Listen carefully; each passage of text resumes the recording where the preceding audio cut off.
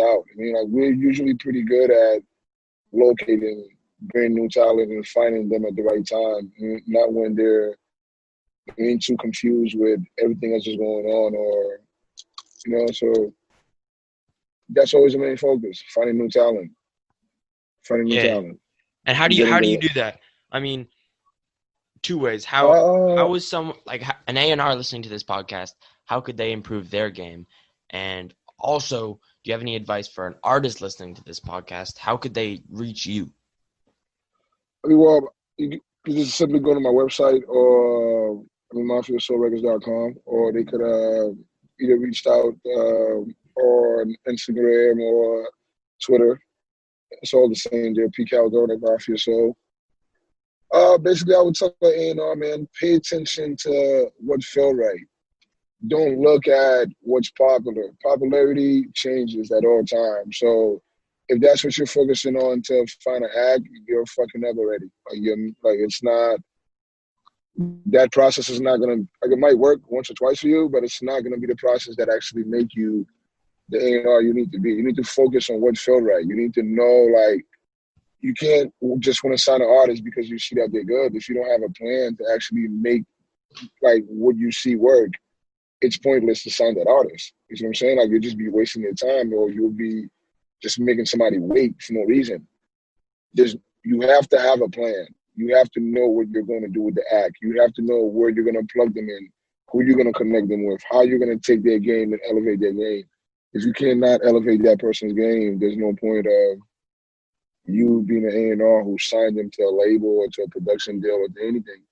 Because once you do that, you take away that person's ability to go work with other people once you sign them to said contract. So you have to make sure your game plan is ready for what you're doing and you're capable of doing what you say you're going to do for the artist. Because a lot of A&Rs just want to sign things or just want to act like they could do certain things.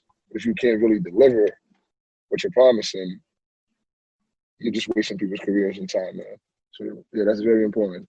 Know your plan, have a plan, and try that plan out first. Don't let it be something that you never tried. Mm-hmm. I mean, that's what I'll tell somebody. Yeah. And you mentioned you're getting millions of streams. Yes. How did you build that foundation to be able to rack up millions of streams on songs that you released? How did you do that as a Constant, record label? just constant checking on them, being on there. Like, I literally sometimes spend the whole day on a computer, just literally checking numbers, seeing where the songs are getting played, and being able to target, like, pay attention to your market that you're getting attention in and grow that market. Like, when we first dropped, I remember the artist was getting 100 streams a month.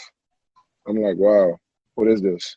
Like, I know the music is good, but nobody's actually listening. It's because they wasn't seeing the music. So you have to actually put the music in front of people. That's why blog posts, interviews, podcasts, just playlisting. Playlisting really is what is the big difference in today's game. Playlisting is actually bigger than radio right now because the right playlist would change your whole game.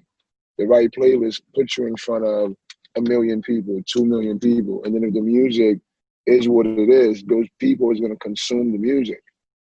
So it's really playlisting, guerrilla marketing by paying attention to what's going on, where your music is actually getting placed from, and focusing on those markets. Like, it's not to scatter yourself everywhere and try to get placed from everywhere. If you grow the pockets that's actually listening to you, those people is going to spread you by word of mouth and by other posts, and you don't have to focus on spending money in other markets because those people is going to make you grow from being in certain markets already. You know what I'm saying? Like, so yeah, it's just paying attention to where you're getting placed and building those out more to have those same people make the stuff bigger for you. Yeah. And I see that you're with artists for the long haul. You know, you're not like the major labels who sometimes will only stick with them for a little bit. You say you took them from, hundreds of streams to thousands and maybe millions, right? So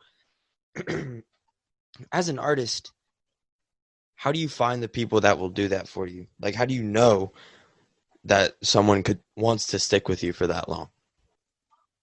It's tricky, bro, because what I do is, like, I'm weird. I'm like probably an anomaly in the industry because I don't make people sign any contract at all until we're both at a place of comfortability. If that makes sense. Like, Yeah. there's guys I've worked with for 3 years and didn't sign any contract because of good faith. Because my motto is, if you're willing to fuck me over, contract or not, I don't want to work with you. So if you don't have morals as a human being already, and it's just gonna be business at the end of the day, just straight business, I don't really want to do that because I don't want to just work where it's not a comfortable situation where I know that I'm just making profit off of you and we're not really building a legacy and stuff. Yeah, so it's always been important to me for the vibe to be right, for the person's mentality to be right, for their morals to be right. Like there's artists I've worked with that after a year or two, I realized like we're not the proper match for each other. And if we was under contract, it would have been a different situation. So the fact that we wasn't under contract, we was both able to walk away and still be friends and not have an issue just because we wasn't able to see eye to eye on the business. So to fully answer the question, I would say just talk to the person. Make sure the person is really what they say they are. Make sure the person really could do, and it's not to be cocky to challenge somebody and be like, oh, they have to prove to you or they have to show you their resume. Just actually be a human being. Like, don't come into the situation with hidden motives. So if somebody do have hidden motives, you can feel that. Because if you're pure in a situation, not saying people don't still be weirdos, but if you're pure in a situation, majority of your time, you're gonna get that same energy back. Like the same energy that's gonna come to you. And I've been fucked over, I would say, but at the end of the day, I didn't get fucked over because I have lawyers and I always do all my business on point. So my lawyers are always able to go and get me what's mine at the end of the day. But I have people who have tried to fuck me over, clients who I have given everything imaginable, but they had ulterior motives. So when situations come, they turn around and act different ways. And that's something that could change somebody's heart or change somebody's mindset on how to continue doing the business with people. But I don't let that change me because I know my goal. I don't come in this business just to make profit. I already have money. I make money. I've been making money since I was young. So it's not a money thing for me. Like this is a legacy. Like my brother like passed away and left me over like 1,000 beats. You know, so Wow. it's yeah. So it's like I have to make like my goal in life is to make sure these 1,000 beats see the world, that the world get to hear the music he left behind that he never got to like share with the world. And I'm doing that every day. I wake up every day and get to pass that and share that with the world. Everything I do, every time I step in the studio, it's an essence of him. Like that's him. If he never started making beats to force me to write to those beats, I wouldn't be on this interview with you right now. You know what I'm saying? So it's a continuation of what my brother started. So that's why it's so important, you know, like that's why it's the main goal every single day. That's why when I come into it and I see a client, I gotta make sure the client is good. Like I tell every one of my clients, yo, we have a 5-year plan. If the first 5 year work out, then we'll extend it for another 5 years. And they're still not under contract. They still don't have to sign no piece of paper unless that's something they want to do for their own comfortability more. You know, I'm willing to take those chances, you know. So for an artist who's coming into a situation, see what the person is willing to do for you. A manager don't have to do a lot of things. A manager is there to manage what the artists bring. But a manager who actually believes in you is gonna bring situations to you, is gonna spend his money at certain time because he's gonna know how to get that money back, how he's gonna make that money back because he know what he's doing. A lot of people don't spend no money on their clients because they just there to make that 20%, that 15%, that 10%. They're not in it to actually put some actuality behind it to make sure that that client get every opportunity that's available to them. I'm the opposite. Like, I don't mind spending my money because I know I'm gonna make my money back.